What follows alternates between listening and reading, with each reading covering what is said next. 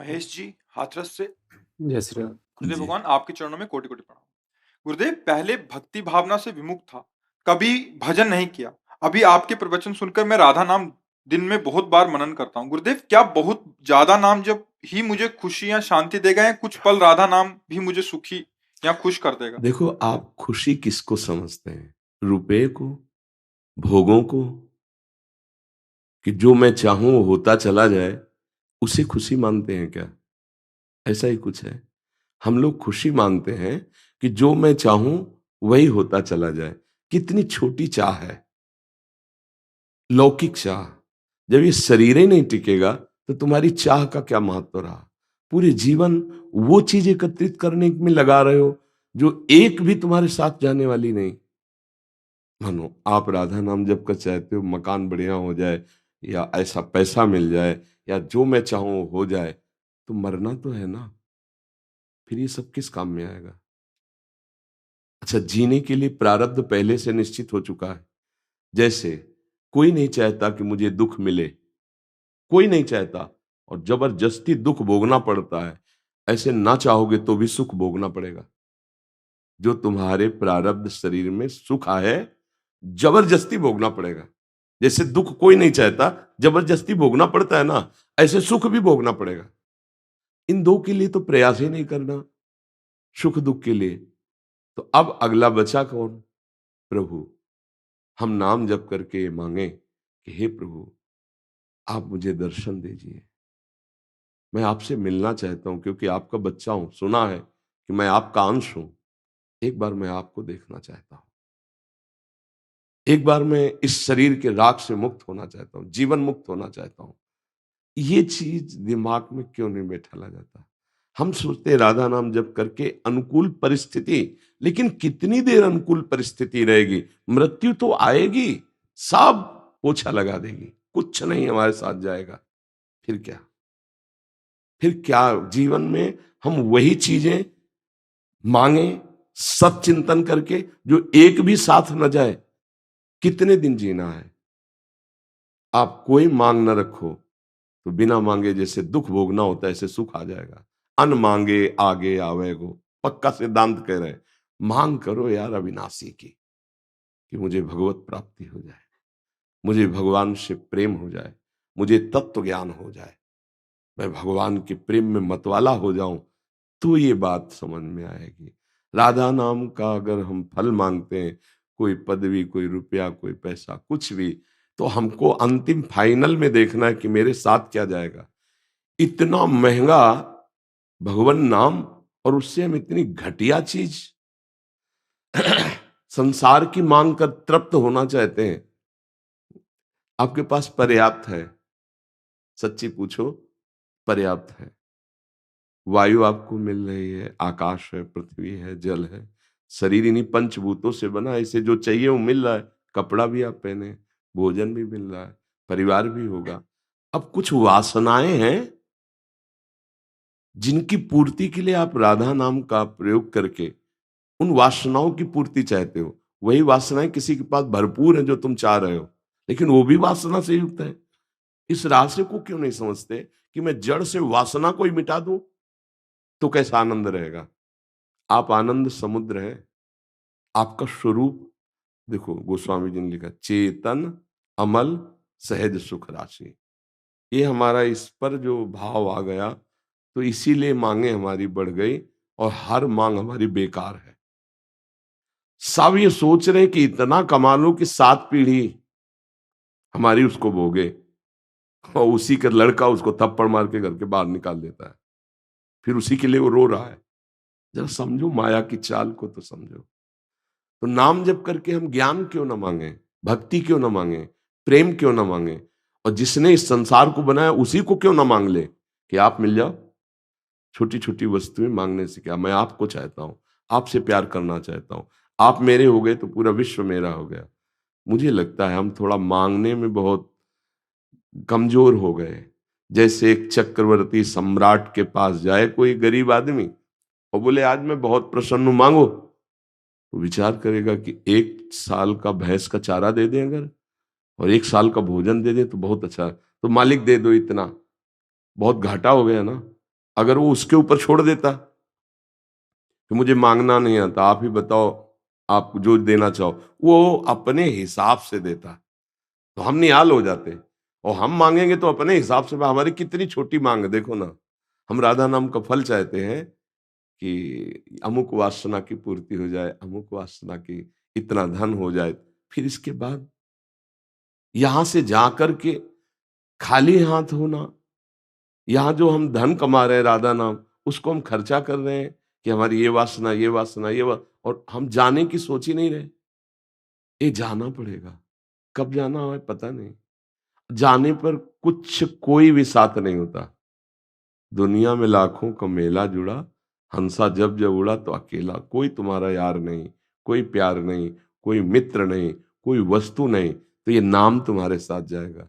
इसे चुरा लो, छुपा लो, इसे भागवतिक बैंक में जमा कर लो, सुख वैसे ही तुम्हें घेर लेगा।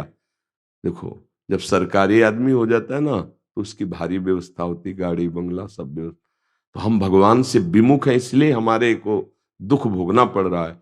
और भगवान के सन्मुख होने पर आनंद रहे। ये भजन हम इसलिए नहीं खर्चा कर रहे कि हम सुखपूर्वक जिए, नहीं, ये तो भोग है, भोग लेते हैं, आज नहीं तो कल शरीर छूट जाएगा। पर जो हमारे पास धन है, नाम, ये आपको भी सुखी कर रहा है। ये जो आप आए हो, आप फिर ही नहीं जाओगे, लेके जाओगे। पर यहाँ का देना ऐसा नहीं है। तेरे दरबार की आली निराली शान ये देखी, सखावत खुद तेरी गलियों में चक्कर काटते देखा, फैलाया हाथ जिसने तेरे दरबार में आकर, तुझे देते नहीं देखा मगर झोली भरी देखी। मेरी अलबेली सरकार राधा रानी किशोरी जी गुरुदेव भगवान, जिसे आप आए हो, खाली नहीं है। कहीं भी हो, अगर एक शब्द भी श्रद्धा से सुन लोगे तो परिवर्तन हो जाएगा। ये हो रहा है, इस नाम का प्रभाव ये है। आपका मंगल हो, आप सुखी हो। और वो नाम इतने परमानंद में हर समय रखता है कि अगर वो नाम का हमें परिचय न मिला होता तो वास्तविक जीते जी नरक था जीवन, नहीं था नरक जीवन। तो हम यही समझाना चाहते हैं कि नाम जप को खर्चा मत करो, उससे भगवत प्राप्ति कर लो, जिससे दुख जड़ से नष्ट हो जाएगा। हम छोटी मोटी कामनाओं में नाम को पूर्ण बेच दें, और वो कामनाएं पूर्ण भी हो गई तो आखिरकार मरना तो है ना, सब छूटेगा, सब छूटेगा। अच्छा, जीने की व्यवस्था की जिम्मेवारी भगवान की है, हर जीव की जीने की व्यवस्था की है।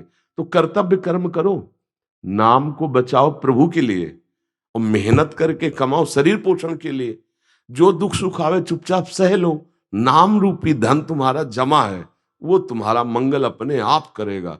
अरे नाम का तो इतना प्रभाव है। एक महात्मा गिरिराज जी की रोज परिक्रमा लगाते थे, 108 बार गोपाल शास्त्र नाम का पाठ करते थे।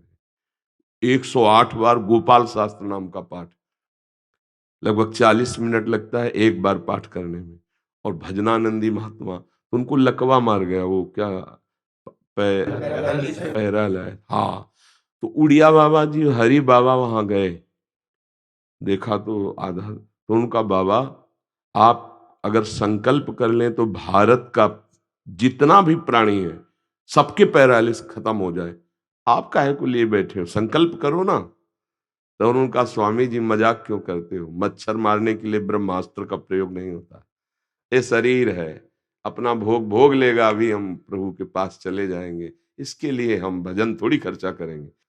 तो हमारे पास जो धन है वो जगत मंगल करने के लिए, भगवत प्राप्ति के लिए, भगवत प्रेम के लिए। वही हम आपको बताना चाहते हैं कि अगर आप इस बात को नहीं समझेंगे तो 4 दिन बाद आपके अंदर अश्रद्धा भी आ सकती है। हमें लगता है इन प्राकृतिक बातों में भगवान नाम को मत जोड़ो। ये एक प्राकृतिक प्रक्रियाएं हैं, ये सुख दुख आने जाने वाले हैं।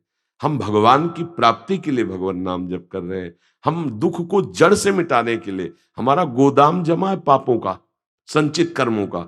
जब आप प्रयोग नहीं करेंगे तो नाम वहां आग लगा देगा, वो भस्म हो जाएंगे। जो तुम्हें दुख देने वाले, जो अभी तक पाप हुए, वो भस्म हो जाएंगे।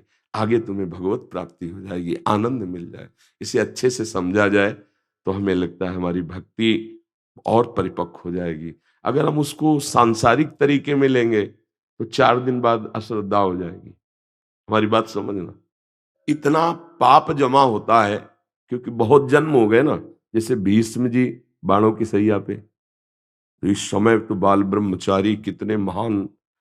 अब वो कह रहे हैं कि प्रभु मैं कई जन्मों को देख रहा हूं, मेरे पाप ऐसे नहीं। तो भगवान ने कहा और आगे देखो। तो अपने लोगों के तो मानो रजिस्टर के रजिस्टर भरे रखे हो, तो भगवान ने सबको हटा दिया। अब इस जन्म में जो भोग ले, फिर राधा राधा राधा राधा जीवन मुक्त हो जाए। तो वही हम समझाना चाहते हैं कि नाम जप करो, दुख सुख को सहो। नाम जप को दुख सुख से मत जोड़ो, वो तुम्हारा अलग धन है। यहाँ का जीवन यापन करने के लिए मेहनत करो, जो नमक रोटी मिले चैन से खाओ पियो, और नाम को भगवान की बैंक में जमा कर। फिर आप देखो कैसा हृदय आपको, हृदय शांत, मन प्रसन्न। और यहाँ से खास बात है, जब हम जाएंगे तब आनंदित होकर जाएंगे। यहाँ मृत्यु का नाम सुनकर भयभीत हो जाते हैं। क्यों? क्योंकि तैयारी नहीं है। मरने की क्या तैयारी, कौन तैयारी कर रहा है? मरने की कोई तैयारी नहीं कर रहा, सब जीने की तैयारी में लगे। अरे इसके ऊपर ये बन जाए, ऐसा हो जाए, वैसा हो जाए, लाओ भोजन। भोजन आया, कवल नहीं खा पाए, मर गए। कितने ऐसे, कवल उठाया, दिल फेल, वो हाथ का हाथ में रह गया, मुंह में नहीं जा पाया। इसकी तैयारी कौन कर रहा है? बस हम इसकी तैयारी में लगे। कि आप सब इस बात को समझो कि आपका परम मंगल भगवान के नाम से होगा, आपको परम सुख, समस्त दुखों की निवृत्ति भगवान के नाम से होगी। चंदन जी हावड़ा से। प्रभु जी आपके चरणों में कोटि कोटि प्रणाम। प्रभु जी हम स्वामी विवेकानंद जी को अपना गुरु मानते हैं। परमार्थ के पथ पर चलने के लिए जो बातें उन्होंने बताई हैं, हम उनकी आज्ञा का पालन करने की पूरी कोशिश करते हैं। प्रभु जी मन में एक बात है कि बिना गुरु दीक्षा के साधना सफल नहीं होती। प्रभु जी आपके रूप में मैं उन्हीं को देखती हूँ, मेरा आगे का मार्ग प्रशस्त करें। देखो, किसी भी महापुरुष को जब हम गुरु भाव से स्वीकार करते हैं, तो वो स्वीकृति तभी मानी जाती है जब हम उनके वचनों के अनुसार चलें। अब हम वृंदावनवासी हैं, हमारी प्रिया प्रीतम की प्रेम उपासना है। प्रश्न करोगे उत्तर दे देंगे, पर हृदय की बात पूछोगे तो हमारा प्रेम मार्ग है। राधा राधा राधा राधा रटना, और प्रिया प्रीतम को आठों पहर दुलार करना। जैसा आप देखते हैं राधा केली कुंज में, हाँ, रात दिन सेवा, सब परिकर सहित उनकी सेवा में लगे। कभी वाणी पाठ सुना रहे, कभी नृत्य कर रहे, कभी नाम जप कर रहे, कभी भोग, उन्हीं की सेवा में लगे। हमसे प्रश्न उत्तर कर लेना, जो चाहो प्रश्न करो, गुरु कृपा से है तो उसका उत्तर।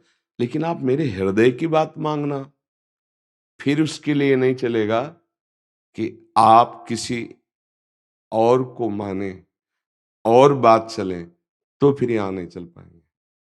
यहाँ का मार्ग प्रेम है। प्रीति न काहू की कान विचार है, मार्ग अपमार्ग विथकित मन को अनुशरत निवार है। प्रेम में बस अपने प्रेमास्पद प्रभु के चिंतन के सिवा, उनके दुलार के सिवा, उनके आश्रय के सिवा, जैसे गोस्वामी जी कह रहे हैं, बने तो रघुबर ते बने, और बिगड़े तो भरपूर, तुलसी औरन ते बने, ता बनिबे पे धूर। बहुत ध्यान देने योग्य बात। वो कह रहे हैं अगर बने तो मेरे रघुनाथ जी से बने, और बिगड़े तो भरपूर इन्हीं से बिगड़े, यही बिगाड़ दें। कोई दूसरा और मुझे बनाना चाहे तो उस धूर, वो मुझे नहीं चाहिए। तो क्या गोस्वामी जी की दृष्टि में भी कोई दूसरा है क्या? जबकि वो कह रहे हैं सिय राम में सब जग जानी। वो कह रहे हैं ना सिय राम में, मतलब ये ज्ञान होना कि सर्वत्र भगवान है हो गया, पर प्रेम जिस रूप से किया, जिस नाम से किया, अब उसके सिवा अन्य कोई नाम रूप हम स्वीकार नहीं, है मेरे ही प्रभु, ये आसक्ति प्रकट होती है। तो महापुरुषन ने सब रस गायो, देखनो ये है कि उनको हियो कहाँ ठहरानो, ये ब्रज भाषा में, कि संत महापुरुष जो प्रश्न करो, जैसी बात करो, उत्तर हो गया। लेकिन उनके हृदय की बात जब माननी है, तो फिर उनकी उपासना पकड़नी पड़ेगी। क्योंकि केवल प्रवचन से नहीं होगा, वो उपासना, जैसा वो आदेश करते हैं वैसी आराधना, तब बात चलेगी। ऐसे आप मानकर प्रश्न उत्तर करें, उपदेश लें, अपने अनुसार चलें। लेकिन जब आप ये कि मैं आपको गुरु मान करके, तो फिर हमारा जो हृदय है वो जिस उपासना में लगा है, फिर उसमें लगना पड़ेगा। तो अब इस बात को आप समझें, क्योंकि पहले आपने कहा पूज्य श्री विवेकानंद जी को मैं, तो अब उनका जो भाव है ज्ञान वैराग्य, यहाँ जो वृंदावन का भाव है वो एकदम प्रेम मार्ग है। तो प्रश्न करो, अपने शास्त्र अनुसार चलो। एक ये मार्ग है और एक ये मार्ग है कि अब हम पूरे के पूरे डिलीट, अब आप क्या लिख रहे हो इस रजिस्टर में वो आप देखो, ऐसे हो गए, फिर वो गुरु मार्ग माना जाता है। अब सुना और मन से फिल्टर करके आप चलो, उसे नहीं। सुना जैसा कहा वैसा, फिर ये गुरु शिष्य का भाव आता है। तो आप ये समझ लीजिए कि यहाँ जुड़ने का मतलब है प्रिया प्रीतम के सिवा हमारी दृष्टि में, हमारे भाव में, हमारे मन में कुछ और ना रह जाए। वही प्रभु हैं, चाहे उन्हें ब्रह्म कहो, परमात्मा कहो, भगवान कहो, हम उन्हें प्यार से प्रिया प्रीतम कहते हैं, श्यामा श्याम कहते हैं, राधे श्याम कहते हैं। तो हमारी उपासना तो फिर गुरु शब्द लागू होगा कि आप हमारे गुरु, नहीं तो उपदेश सुनो और अपना चलो। लेकिन जुड़ना मतलब हमारा वास्तित्व तो नहीं, आप जो आज्ञा करें वैसे हम भजन में लगे। अब क्या है कि पूर्वाभ्यास, फिर किसी महापुरुष के वचनों से प्रेम मार्ग की बात जोड़ोगे तो बिल्कुल नहीं जुड़ पाएगी। क्योंकि प्रीति न काहू की कानू, यहाँ तो ज्ञान धर्म व्रत कर्म भक्ति किंकर किए, यहाँ एक ही केवल है श्यामा श्याम श्यामा श्याम श्यामा श्याम। उठते बैठते चलते फिरते, जागृत स्वप्न सुषुप्ति स्फुरत में, राधा पदाब्ज छटा वैकुंठे, बिल्कुल एक किंचन मात्र कहीं और नहीं। नारके अथवा मम गतिर नान्यास्तु राधाम बिना, बस लाडली लाल प्रिया प्रीतम श्यामा श्याम। अब फिर गुरु बनाने के बाद उनकी आज्ञा का उल्लंघन करके मनमानी, तो फिर अपराध लगता है। मुझे लगता है गुरु नहीं बनाना चाहिए जब तक ये बात मन में ना जाए कि आप अब जो आज्ञा करेंगे वैसे ही मैं चलूंगा। तब तक सत्संग सुनो और आराधना करो। सत्संग में उपदेश होते ही हैं। जब गुरु बनाओ ये देख के कि अब उनमें व्यक्ति भाव नहीं रह गया, ब्रह्म भाव आ गया मुझे कि ये मेरे भगवान, अब जो बोलेंगे वैसी मैं उपासना करूंगा, तब गुरु बनाना चाहिए। कि अब मुझे किसी की नहीं सुननी, जो ये आज्ञा करेंगे वैसे, नहीं तो सत्संग सुनो, प्रश्न उत्तर करो और साधन में लगो। गुरु नहीं बनाना। गुरु बनाने के बाद यदि मनमानी आचरण हुए तो फिर पाप बन जाता है, अपराध बन जाता है।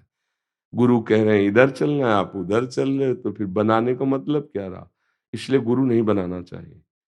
जब हमारी प्रबल श्रद्धा हो जाए कि ये साक्षात पर ब्रह्म है, अब ये जो आज्ञा करेंगे वैसे में चलेंगे, तो हमारी प्रार्थना है पूज्य श्री विवेकानंद जी को गुरु मानिए, उनकी वाणी सुनिए, उनके अनुसार चलिए। आपको जो प्रश्न हो तो यहां से उत्तर ले लीजिए, ठीक है।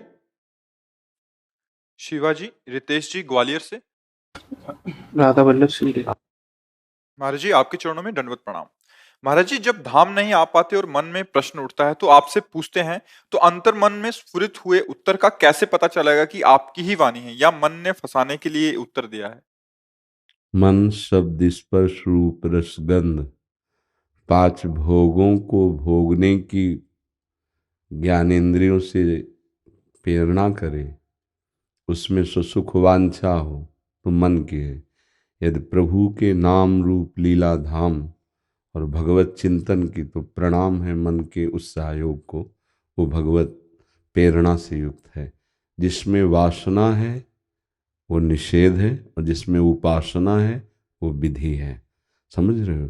यदि धाम के प्रति, नाम के प्रति, रूप के प्रति, लीला के प्रति, दूसरों के सुख भगवत विधान के अनुसार शास्त्र प्रमाणित सुख देने की भावना, ये सब भागवतिक प्रेरणा है। जहाँ सुख भोगने की लालसा, पांच ज्ञानेंद्रियों से शब्द स्पर्श रूप रसगंध मना खष्टान इंद्रियाणी प्रकृतिस्थानी कर्षति, प्रकृति जनित भोग की कोई भी बात वो वासना है, परमात्म जनित योग की बात उपासना है। ये भेद देखते रहना। तो प्रकृति जनित भोग की बात कह रहा है तो वासना से प्रेरित है, और अगर भगवत भाव वाली बात है तो उपासना से प्रेरित है। अब उसे हम गुरु की मान लें, संत की मान लें, भगवान की प्रेरणा मान लें, एक ही बात है। भक्ति भक्त भगवंत गुरु चतुर नाम बपु एक, कहने को चार नाम वस्तुता एक ही हैं। चाहे संत हों, भगवंत हों, गुरुदेव हों, भक्ति महारानी के भाव से भरे हुए भक्तजन, ये सब भगवत स्वरूप हैं। तो हम वो भगवत प्रेरणा मानते हैं। भगवत प्रेरणा, गुरु प्रेरणा, संत प्रेरणा, भक्त प्रेरणा, शास्त्र प्रेरणा, सब भगवत प्रेरणा में आ जाती है। आप समझ पा रहे हैं जी?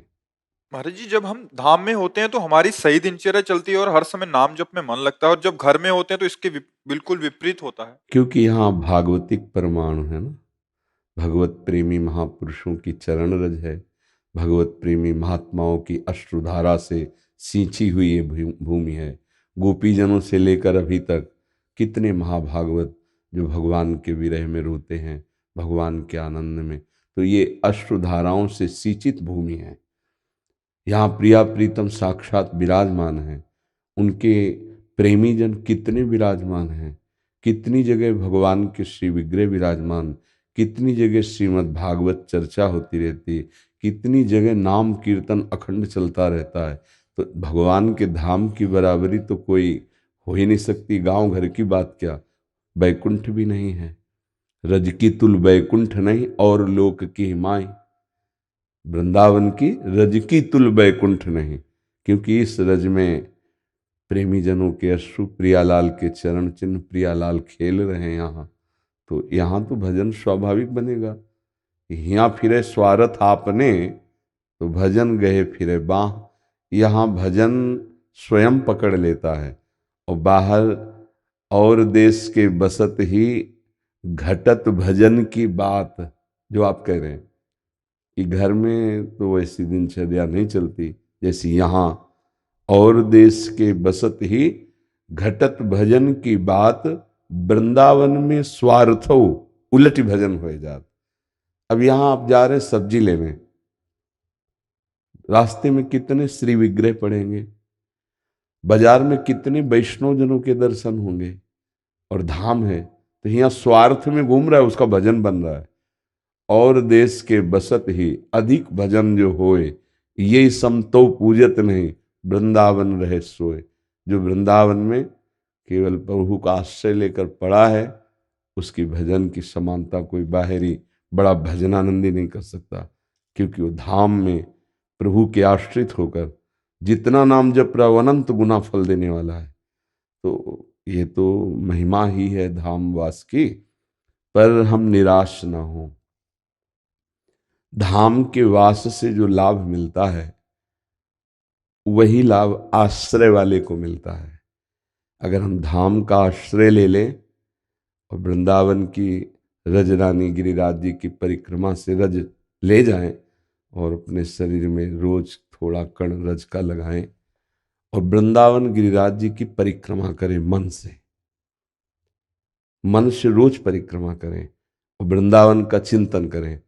अभी राधा दामोदर दर्शन करने जा रहे हैं, अब सेवा कुंज जा रहे हैं, अब जा रहे हैं राधा वल्लभ, बांके बिहारी, ऐसे ऐसे दर्शन। अब यमुना जी जा रहे हैं, प्रणाम किया, आचमन किया, ये सब चिंतन में हो रहा है।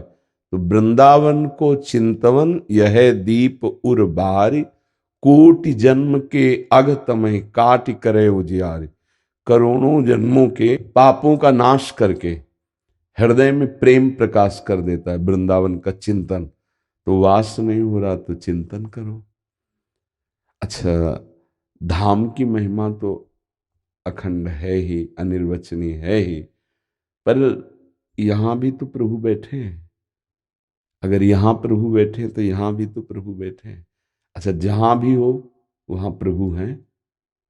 कहो सो कहां जहां प्रभु नहीं, क्योंकि भगवान यदि कण कण में है तो जहां वो है ना।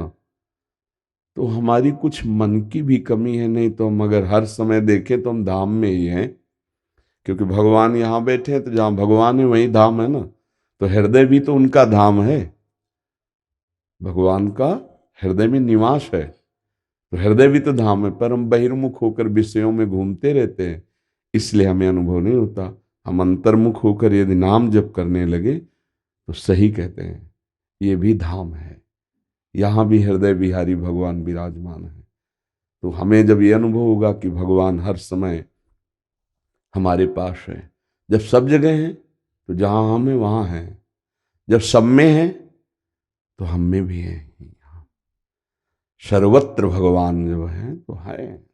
फिर बोलो भजन में कमी कैसे होगी? हर समय हम प्रभु को अपने हृदय में देखें, अपने समीप देखें और जिह्वा से नाम जप करें, तो हृदय में प्रभु का ध्यान और जिह्वा से नाम सब कुछ प्राप्त हो जाएगा। जहाँ हो वहीं धाम प्रकाशित हो जाएगा। धाम कोई जड़ देश थोड़ी है, चैतन्य घन है, चिदानंदमय है। हजारों लाखों कोस दूर से धाम का अगर आश्रय चिंतन है तो वहीं धाम प्रकाशित हो जाएगा। नाम जैसे चिदानंद, रूप चिदानंद, लीला चिदानंद, तैसे धाम चिदानंद है। समझ में आ रहा है आपको? खूब नाम जप करो, आहार शुद्ध रखो, आचरण शुद्ध रखो, क्योंकि अगर आचरण गलत है, आहार गलत है, संग गलत है, चिंतन गलत है, तो फिर आनंद कौन अनुभव करे? मन तो विषयों में लगा है, इंद्रियां विषयों में लगी, तो आनंद कौन अनुभव करे? आनंद के लिए इन्हीं को तो लगाना है, ज्ञानेंद्रियों को, कर्मेंद्रियों को, अंतःकरण चतुष्टय को भजन में लगाना है। बंधन और मोक्ष का कारण मन ही है। विषयों का चिंतन करने वाला मन बंधन का कारण है और भगवत चिंतन करने वाला मोक्ष का कारण है। मन ही बंधन और मोक्ष का कारण है। तो हम मन को अगर कृपा निधान प्रभु के नाम में लगा दे तो जीवन मुक्त हो जाए। इसीलिए सबसे प्रार्थना करते रहते हैं, मन लगे या ना लगे, अगर हम जबान से नाम उच्चारण करेंगे तो हमारा मंगल हो जाएगा। प्रभु का नाम अनंत सामर्थ्यशाली है। जो राधा बोले, कृष्ण बोले, राम बोले, जो भी नाम प्रिय गुरुदेव ने दिया, वो नाम उच्चारण करें तो मतलब प्रभु हमारी जिह्वा में बैठ गए। हम बोला राधा राधा राधा, तो प्रभु राधा नाम से हमारी जिह्वा में, कृष्ण कृष्ण कृष्ण, तो जे ही नाम ते ही कृष्ण, मानो कृष्ण ही कृष्ण नाम के रूप में स्फुरित हो रहे। हर समय जो हमारे मुख में निकलता है ना नाम लेने के बाद रस, वो महान चरणामृत है। वो जब अंदर जाता है तो सब पापों का नाश कर देता है। नाम जापक इसीलिए तो सतरति सतरति सा लोकान तारयति, वो स्वयं तर जाता है, दूसरों को तार देता है, लोक के लोक को तार देता है जो नाम जप करता है। खूब नाम जप करो, मन लगे न लगे, जबान से जप करो। नाम जप के लिए तो ऐसा कोई विधान नहीं कि मन से ही जपो। मानो नाम है तो हम उच्चारण करके जप सकते हैं, लेकिन मंत्र नहीं। मंत्र तो उपांश और मानसी की जपा जाता है। जो नाम है उसका उच्चारण करके जप किया जा सकता है, जैसे राधा राधा राधा राधा राधा राधा, पर मंत्र नहीं। मंत्र अंदर ही अंदर जपा जाता है। ठीक है, अंतर तो रहेगा ही, क्योंकि यहाँ का भागवतिक वातावरण और गांव का प्रापंचिक वातावरण, तो अंतर रहेगा। पर यही अंतर मिटा दे तो फिर महात्मा, इसी अंतर को मिटा दे तो महात्मा है। अंतर तो प्रगट में है, बकाया भाव देश में तो अंतर नहीं है। हमारे उर वृंदावन और यहाँ और, पर यहाँ का परिचय नहीं मिला ना। अभी बाहर चिंतन है, बाहर वृत्ति है, पर नाम जप करते रहो। ठीक है जी। पूर्व संस्कार की वजह से जी चिंतन चला जाता है जी, लेकिन नवीन अभ्यास हमारा इतना दृढ़ हो, अभ्यास योग युक्तेन चेतसा नान्यगामिना, हम अभ्यास के द्वारा ऐसी स्थिति प्राप्त करते कि हमारा चित्त कहीं जाएगा नहीं। देखो, स्वीकृति में बहुत बड़ी दम है। एक बार आपने स्वीकृत किया कि मैं पुरुष हूं, क्या स्वप्न में कभी अपने को स्त्री शरीर देखा? स्वप्न में भी क्या? गाढ़ सुसुप्ति के बाद जब जगे तो आपको खोजना पड़ा क्या कि मैं पुरुष हूं कि स्त्री हूं, कि मैं कौन हूं, कहां हूं? स्वीकृति में बैठा हुआ है तो फटाक से वही, स्वप्न में भी वही। तो स्वीकृति में अभी परम वस्तु बैठी नहीं है, इसीलिए हमारा चिंतन भटक जाता है। नहीं तो हम शरीर का कभी चिंतन करते नहीं और कभी भूलते नहीं। दोनों बातें देख लो, कभी शरीर का चिंतन करते नहीं, कभी छूटता नहीं। ऐसे भजन परिपक्व होता है जब स्वीकृति हो जाती है, तो सत्संग बार बार सुनने से, गुरु चरणों का आश्रय लेने से, जब हमारे दिमाग में बात बैठ जाती है कि मैं माया में फंस चुका हूं, मुझे मुक्त होना है, तब गाढ़ चिंतन भगवान का होता है। अभी तो सुख है संसार में, ये बात जब तक बैठी है तब तक मन जाएगा जाएगा। बिजली वहीं जाती जहां कनेक्शन होता है, बिना कनेक्शन के बिजली नहीं जाएगी। ऐसे ही मन वहीं जाएगा जहां कनेक्शन है। दो तार हैं मन के जाने के, एक राग और एक द्वेष। अनुकूलता प्रतिकूलता, सुख दुख, लाभ हानि, मान अपमान, निंदा स्तुति, यही राग और द्वेष में सब आ जाते हैं। अगर हमारा राग द्वेष हट जाए तो मन कहीं जाएगा ही नहीं, कहीं नहीं जाएगा। किसी से राग होता है वस्तु व्यक्ति स्थान से, और किसी से द्वेष होता है। आप देखो, गौर करके देखना, मन आपका भागेगा तो दो ही जगह, या तो कोई द्वेष और या कोई राग। वही महात्मा है जो राग और द्वेष दोनों को मिटा दे और समता को प्राप्त हो जाए। अब इसके लिए अभ्यास करो, तभी हम नाम जप के लिए सबको हर प्रश्न के उत्तर में देते हैं कि देखो, परमात्मा का ध्यान करना कोई बातों वाली बात नहीं है। आंख मूंद के देखो क्या दिखाई देता है अंधकार के सिवा। थोड़ी देर शांत होकर बैठने की कोशिश करो, बाजार खड़ी कर दे मन, बाजार खड़ी कर देगा पूरी। परमात्मा का ध्यान बड़ा कठिन है, क्योंकि देखा तो है नहीं ना, तो भावना ही करनी है ना। और अभी तक भोगा है विषय, तो भावना में विषय ही आएंगे, भगवान थोड़ी आएंगे। सच्चाई वाली बात देख लो। अब जितना तुम नाम जप करोगे तो देखी रूप नाम आधीना। जैसे आप बैठे हैं, हमने आपको देखा, अब आप जाइए और हमसे पूछे कि कौन बैठा था, तो हम नहीं बता पाएंगे। अब पहले बता दिया कि आपका नाम राम कुमार है, बोले राम कुमार जी आए थे, हाँ हाँ जानते हैं, वो हमारे सामने बैठे थे। परिचय किसने दिया? नाम ने। नहीं, रूप सामने बैठा है, हम नहीं जानते आप कौन है। नाम, अब हम कहीं भी मिलोगे, अच्छा आप वही है ना, नाम परिचय। देखी रूप नाम आधीना। यदि हम राधा राधा कृष्ण कृष्ण राम राम हरि हरि रट रहे हैं, तो ये नाम रूप ले आएगा, बिना प्रयास के ध्यान होने लगेगा। तो मुझे लगता है अगर बार बार मन को संसार के विषयों से हटा के नाम में लगाया जाए तो बहुत जल्दी लाभ प्राप्त हो जाए।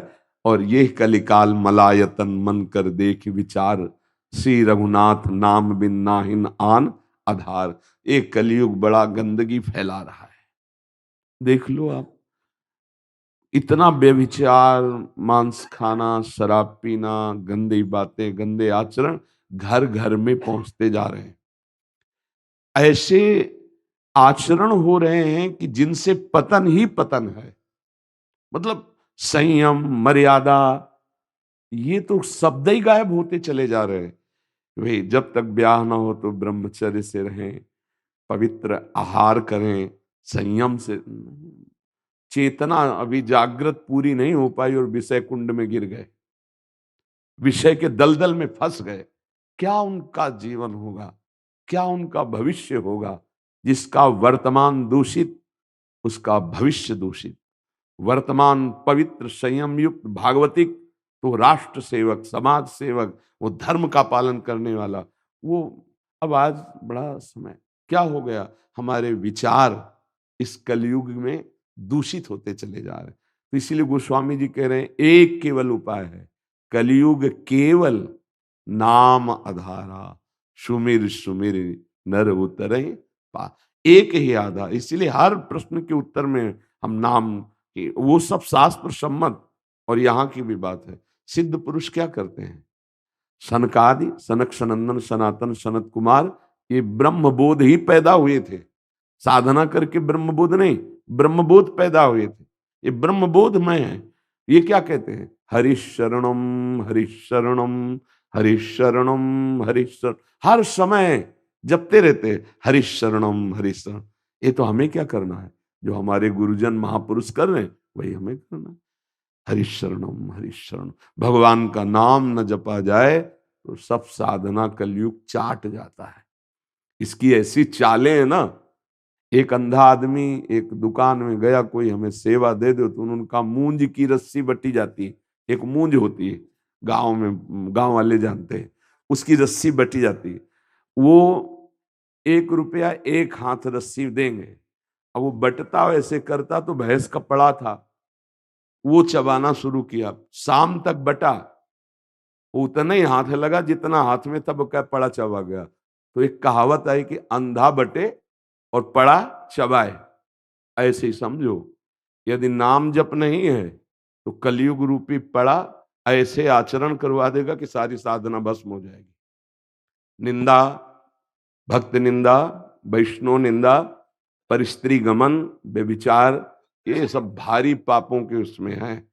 देर नहीं लगता, भ्रष्ट होने में देर नहीं लगता, चढ़ने में देर लगता है, गिरने में नहीं लगता। तो हमें लगता है कि साधना की चढ़ाई बहुत कठिन है। इसलिए जिसको अपना मंगल चाहना है, यहाँ और परलोक, ई परलोक सकल सुख पावत मेरी सुभैया कृष्ण गुण संच। राधा राधा राधा कृष्ण कृष्ण कृष्ण, नाम पकड़ लो। नाम बहुत जल्दी हृदय को पावन कर देता है। नाम बहुत जल्दी भगवत साक्षात्कार कराता है। पर आप देखना, सब जगह मन लगेगा, नाम में नहीं लगेगा। आप देख लेना, दान पुण्य कथा वार्ता सब जगह हो, लेकिन एकांत बैठ के घंटा 2 घंटा और हम जपे राधा राधा राधा राधा राधा राधा, ये मन सलाह नहीं देगा। अगर नाम जप करने लगे तो महामंगल शुरू हो जाएगा। विश्वास मान लो, जैसे गोस्वामी जी कह रहे, राम नाम मणि दीप धरि, जी देहरी द्वार, तुलसी भीतर बाहरो, जो चाह। जो नाम जप करता है संसार में भी सुखी रहता है और भगवान को भी प्रसन्न करके भगवत प्राप्ति कर लेता है। इसलिए नाम जप करो, अच्छे आचरण वाले बनो। ये गंदे आचरण सबके अंदर हैं, इनको हटाने के लिए हमें मानव देह मिला है, बढ़ाने के लिए नहीं। पूर्व जन्मों के संस्कार से वो सब हैं यहाँ, पर आग लगाने के लिए हम आए हैं, समस्त गंदे संस्कारों को भस्म करने के लिए। अब कुसंग मिल गया तो वो और बढ़ गए, सत्संग मिल गया तो मिट गए। बस अंतर ये है, सत्संग से सुमति बढ़ती है और कुसंग से कुमति बढ़ती है। होती दोनों सबके पास है, सुमति कुमति सबके उर राई। भगवान ने कृपा करके सत्संग दिया है, इसका मतलब है हमारी सुमति बढ़नी चाहिए, इसका मतलब हमारे गंदे आचरण बंद होने चाहिए, इसका मतलब है नाम जब शुरू हो जाना चाहिए। हमें इसी जन्म में भगवत प्राप्ति करनी है। पूरे जीवन की तुम्हें बात बता रहे हैं, सब साधना का सार है हर क्षण मन का प्रभु में लगे रहना। देखो, गोपी जन गृहस्थ में प्रगट रूप में थी, उनके पति थे, पुत्र थे, परिवार पूरा था ना। और परम हंसों ने गोपी जन की चरण वंदना की, सुखदेव जी, उद्धव जी, बड़े बड़े महापुरुषों ने। क्यों? ना वो सन्यासिनी प्रगट में थी कि वैराग्य लिया हो, और बाहर से उनका वेश साधारण एक जैसे ग्वालिनी, वैसे उनकी सेवा भी यही थी, दुग्ध दुहना, दही मथना, घर लीपना, बच्चों को, पति को, सबको सेवा सुख प्रदान करना। तो ये परमहंसों के द्वारा वंदनी हुई और गोपी प्रेम की ध्वजा कही गई। और विश्व जानता है कि गोपियों का स्थान कहाँ है। परम प्रेम में भगवान श्री कृष्ण जिनसे कहते मैं तुम्हारा ऋणी हूं, इससे बढ़कर और क्या हो सकता है। उद्धव जी यही देख के तो आश्चर्यचकित हुए थे कि भगवान अश्रु प्रवाह करके मथुरा में गोपी गोपी ऐसा बोलकर रो रहे थे। तो उद्धव जी ने कहा, आप रुदन क्यों कर रहे हैं प्रभु? तो उनका, गोपीजन मेरी याद करके रो रहे तो मैं उनकी याद करके ये यथा माम प्रपद्यन्ते तास। तो बोले, आपका रुदन कैसे रुकेगा? बोले, गोपियों को चुप करवा दो जाके। बोले, प्रभु आप तो आत्म तत्व हैं, सर्वत्र व्याप्त हैं, क्या गोपियों को पता नहीं? बोले, जाके उपदेश करे आओ। अगर उनका रोना बंद हो जाए तो हमारा रोना बंद हो जाए। भगवान उद्धव जी पर कृपा किए, क्योंकि बिना प्रेमी जनों के संग के प्रेम नहीं प्राप्त होता। और उद्धव बड़े ज्ञानी महात्मा हैं, बृहस्पति जी के समान ज्ञानी हैं, क्योंकि उनके शिष्य हैं, श्री कृष्ण चंद्रजू के सखा हैं। पर जो प्रेम गोपियों के हृदय में है उससे अभी अनभिज्ञ है। जब वृंदावन आए, वो गोपी जनों की दशा देखी, तब उन्होंने कहा मैं ठगा गया। अभी तक गोपियों ने जो श्री कृष्ण को पाया वो आज तक मैंने नहीं पाया। मैं समझता था गोपियों में कमी है ज्ञान की, तो मैं उपदेश करूंगा, लेकिन इनके दर्शन से अब पता चला कि मैं अधूरा हूं। तभी मांगा है कि मुझे वृंदावन की कोई घास लता औषधि बना दो, जिससे गोपियों की चरण रज हम पे पड़े। खास बात गोपी जनों में क्या थी? परिवार था, सब बात थी।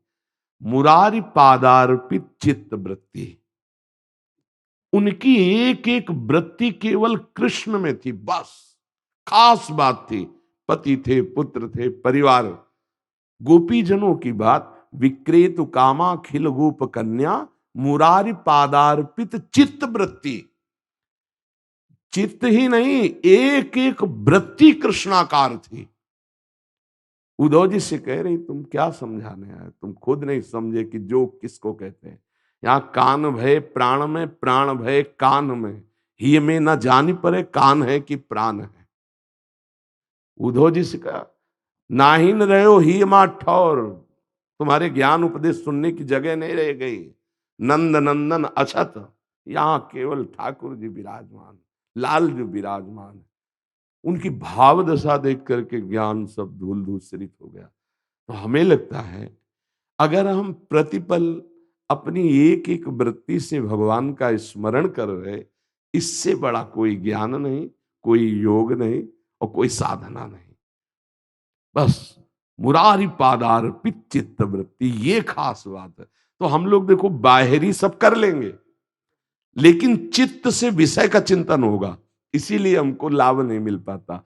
और हम कह रहे हैं बाहरी कुछ ना करो, अंदर से कृष्ण कृष्ण कृष्ण कृष्ण सब हो गया। मान लो हमारी बात, राधा राधा राधा राधा सब हो गया। क्या पैसा लगता है? हम इसमें नहीं कह रहे कि नहाओ धो, मत नहाओ। मान लो आपको लगता है कि ठंडी में सुबह 4 बजे नहा दो, मत नहाओ बिना नहाए धोए। अपवित्र पवित्रो वा सर्वावस्थांगतो पिवा यह स्मरेत पुंडरीकाक्षम सवायाभ्यांतरा शुचि। चाहे अपवित्र हो या पवित्र हो, यदि कृष्ण कृष्ण राधा राधा ऐसा बोल रहे हो तो भीतर और बाहर दोनों जगह से पवित्र हो गए।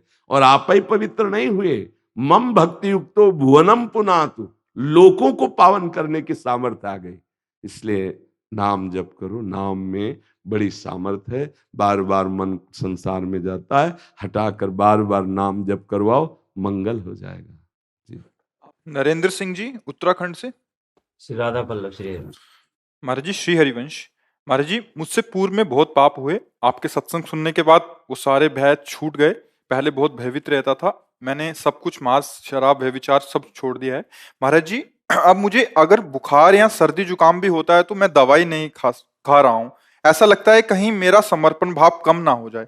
महाराज जी मेरा मार्गदर्शन करें। नहीं, अभी बच्चे हो, समझ नहीं पा रहे हो।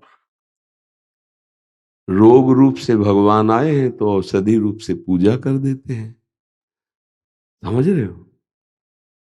ये भी अभिमान नहीं रखना चाहिए कि हमें औषधि नहीं लेनी। नहीं, रोग रूप से भगवान आए हैं तो औषधि रूप से उनकी पूजा कर दी जाए। औषधि ले लिया, अब जो कष्ट हो रहा है उससे निरपेक्ष रहा जाता है। मान लो औषधि ले ली, वैद्य डॉक्टर को दिखा दिया, इसके बाद जो पीड़ा हो रही शरीर का प्रारब्ध है, राधा राधा राधा राधा कृष्ण कृष्ण कृष्ण, हम उसको सह रहे। पर अब रोग आ जाए कह दे औषधि नहीं, तो ऐसा हठ नहीं करना चाहिए। नहीं, अभी तो थोड़े जुकाम बुखार है, और जब हाई कोई बीमारी ऐसी बड़ी आ गई तब तो फिर नियम थोड़ी चलेगा। अब जैसे प्रभु रखो, मैं आपकी शरण में हूँ, ये शरीर आपकी सेवा में है, जैसे मनावे वैसे रखो। अब अपना कुछ नहीं रह गया, अपने चिंतन। जब तक प्राण है तब तक प्रभु का चिंतन है। प्राण रूपी पुष्प छूटे, प्रभु के चरणों में चढ़ गए। अब इसमें हट क्या करेगा? अच्छा, जुकाम बुखार है तो मान लिया कि ना दवा लो, अभी बड़ा कोई रोग हो जाए तो हम सहज रहें, हमारा जीवन सहज हो।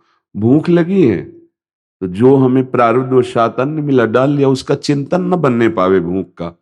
रोटी डाल ली, सब्जी डाल ली, भूख खत्म। पीड़ा हो रही, दवाई डाल ली। अब नाम जप कर रहे हैं, अपने कर्तव्य कर्म को कर रहे हैं। कोई हम शरीर थोड़ी कि हम खाएंगे नहीं, हम पिएंगे नहीं, ये कैसे चलेगा? ये तो शरीर यात्रा के निर्वाह के लिए हमको पानी, भोजन, दूध, घी, फल ये डालना पड़ेगा, तभी इससे सेवा होगी। अब कहते हम जी खाएंगे नहीं तो बैठ जाओगे एक कोने में, कोई कर्म नहीं बन पाएगा, कोई सेवा नहीं बन पाएगी और विक्षिप्तता आ जाएगी, भजन में भी मन नहीं लगेगा। भगवान ने युक्ताहार विहारस्य कहा है, 4 रोटी पानी तो 2 पा लो, पर पा लो। अच्छा, अब बोले हम व्रत हैं, अब याद आ रहा है भोजन, तो हमें लगता है इस व्रत से अच्छा है कि पहले तुरंत 2 रोटी पाओ और भगवत चिंतन करो। रोटी याद आ रही, भोजन याद आ रहा है, या फिर आज व्रत है तो कूटू के पकोड़े बन रहे और सिंघाड़ा का हलवा, इससे तो अच्छा था भैया रोटी दाल पाके राधा राधा जपो, कृष्ण कृष्ण जपो। व्रत रहना है तो भोजन का चिंतन ना आवे उतना व्रत रहो, एक टाइम रह लो, एक दिन रह लो, भोजन का चिंतन नहीं होना चाहिए। और व्रत में बिल्कुल हल्का प्राण पोषण के लिए कुछ जल फल ले लो, नहीं तो ये सब नहीं कि हलवा पूड़ी बना रहे हैं कूटू की, बोले फलाहार, जरूरत क्या भैया? उपवास रखा जा रहा है कि हम कष्ट पूर्वक भगवत भजन करेंगे। आज उपवास करके, उपवास का मतलब ये सब नहीं है कि अच्छे अच्छे फल जूस ये सब कलहार करके पकवान, ये नहीं है, ये उपवास नहीं है, ये मनोरंजन है। उपवास से 24 घंटे में एक बार थोड़ा दूध ले लिया, थोड़ा फल ले लिया, खूब नाम जप किए, अपने कर्तव्य, एक दिन में कुछ नहीं बिगड़ेगा। अगर बैठे बैठे चिंतन भोजन का हो रहा तो मुझे लग रहा है उपवास छोड़ दो, भोजन पालो और भगवत भजन करो, चिंतन करो। आपका चिंतन प्रभु का बनना चाहिए। तो इसलिए अब हम औषधि नहीं खाते, ऐसा गर्व कर लें, और कोई भयानक पीड़ा का समय आ गया तो सारा चिंतन पीड़ा का होगा, भजन तो होगा नहीं। बड़े बड़े रोग हैं, इसलिए मुझे लगता है कि आपको हठ छोड़ देना चाहिए, ठीक है? क्योंकि ये हठ ज्यादा दिन टिकने वाला नहीं होता। अब जिसे कह दे कि हम भोजन ही नहीं पाएंगे तो कितने दिन? लघुशंका का वेग आया तो जाओगे ना, लघुशंका हट काम करेगा क्या? सोच का वेग आया तो जाओगे ना। ऐसे कर्म का वेग आया है कष्ट देने शरीर को, तो औषधि उसका प्रायश्चित है। भगवान आयुर्वेदाचार्य के रूप में प्रकट हुए ना, भगवान ही तो प्रकट हुए। धन्वंतरी भगवान का अवतार है ना, आयुर्वेद भगवान से प्रकट हुआ ना। तो जब रोग भगवान ने प्रकट किया तो औषधि भी भगवान ने प्रकट की, तो हम उसे भाव से ले लेते हैं और इसके बाद अपने सेवा में लगते हैं, चिंतन में लगते हैं। अब अभी जुकाम बुखार कोई रोग साधारण है, ये तो भयानक पीड़ाएं आ जाएंगी तो होश उड़ जाएंगे। अभी शरीर में स्थिति अभी कोई स्वरूप में थोड़ी स्थित हो गए हो। हाँ, बड़ी बड़ी पीड़ाएं, ये देह जो है पीड़ा का समुद्र है, कब कौन सी पीड़ा आ जाए, बहुत कष्टप्रद। अब पता नहीं किस जन्म का कौन सा कर्म कब लागू हो जाए। तो अपने को ऐसे रखना चाहिए शरणागति में कि आप रोग आए हैं, औषधि की व्यवस्था कर दी तो औषधि ले ली। हाँ, व्यवस्था नहीं है तो प्रभु का विधान है, फिर हम सह रहे हैं। जब व्यवस्था है तो फिर व्यवस्था में उसको ले लेना चाहिए। अब जैसे 2 दिन 3 दिन भोजन ना मिले, मान लो विरक्त है, अब भगवान की इच्छा है तो हमको चिंतन नहीं करना, दुखी नहीं होना, पर जब मिल रहा है तो उचित डाल लेते हैं और भजन करें, भोजन का चिंतन ना होने पाए। ऐसे ही भगवत चिंतन न छूटने पावे उतना तो सहे, और जहां भगवत चिंतन छूट रहा हो, शरीर का चिंतन हो रहा हो, तो भोजन ले ले, औषधि ले ले, वस्त्र। अब जैसे ठंडी है, अब शरीर कांप रहा है, ठंडी का चिंतन हो रहा है, उससे अच्छा है अगर कपड़े मिल रहे हैं तो शरीर में डाल लो और शरीर का चिंतन छोड़ो, प्रभु का चिंतन करने लगो। उत्तम बात यह है। और जब हमारा लक्ष्य बाहरी हो जाता है तो बड़ा अभिमान को सुख मिलता है। ये सब अभिमान गलित होने पर ही भगवत प्राप्ति होती है। बिल्कुल जैसे चावल है ना, जहां से दबाव दब जाता है तो उसे सदवई भाषा में कहते हैं सिद्ध हो गया। बोले चावल सिद्ध हो गया, कहीं से भी पकड़ो दब गए।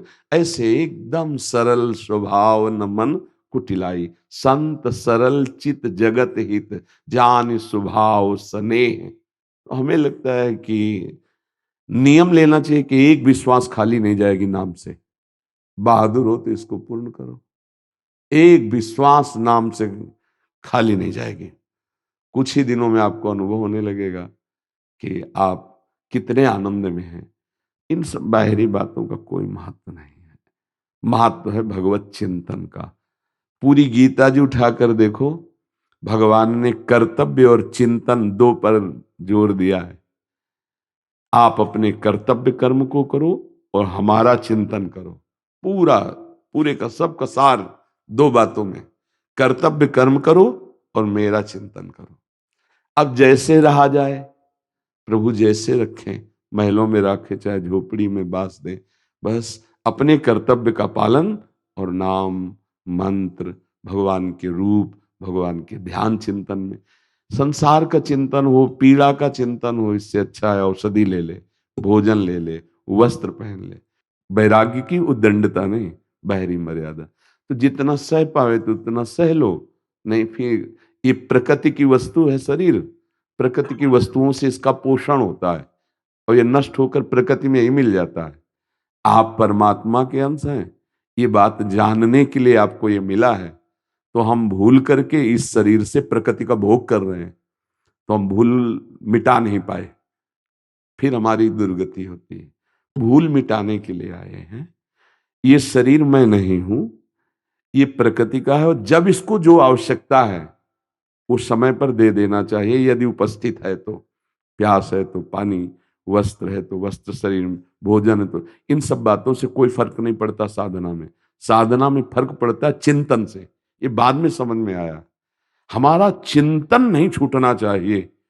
अगर चिंतन हमारा भोजन का हो रहा है, वस्त्र का हो रहा है, ये अभिमान अंदर पुष्ट हो रहा है कि मैं इतने वर्षों से वस्त्र ही नहीं पहना, इतने वर्षों से धन नहीं छुआ, इतने वर्षों से अन्न नहीं छुआ, तो भगवत प्राप्ति में ये अभिमान बाधा पड़ जाएगा।